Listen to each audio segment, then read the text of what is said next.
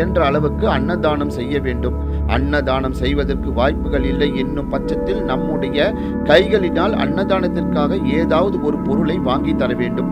இதில் முக்கிய குறிப்பு என்னவென்றால் பணமாக தரக்கூடாது என்பதுதான். அரிசியோ பருப்போ காய்கறிகளோ அல்லது சமையலுக்கு தேவையான மற்ற பொருட்களோ ஏதாவது ஒன்றை நம்முடைய கைப்பட பொருளாக வாங்கி கோவிலில் இருக்கக்கூடிய அன்னதான கூடத்தில் கொடுக்க வேண்டும்.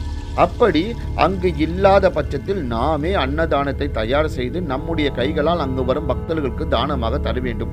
இப்படி நாம் தானமாக தரும்போது அதை உண்டு பசியாறும் பக்தர்களால் குலதெய்வம் மனமகிழ்ந்து நம்முடைய பிரச்சனைகளை தீர்த்து நமக்கு நிம்மதியை ஏற்படுத்தி தருவார். ஆடி மாதத்தில் செய்யக்கூடிய தானம் என்பது மிகவும் சிறப்புக்குரியதாகவே திகழ்கிறது.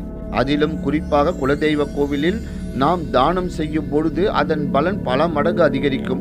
அதன் மூலம் நம்முடைய கர்ம வினைகள் நீங்கும். அதனால் பிரச்சனைகள் இல்லாத நிம்மதியான வாழ்க்கையை வாழ முடியும் என்ற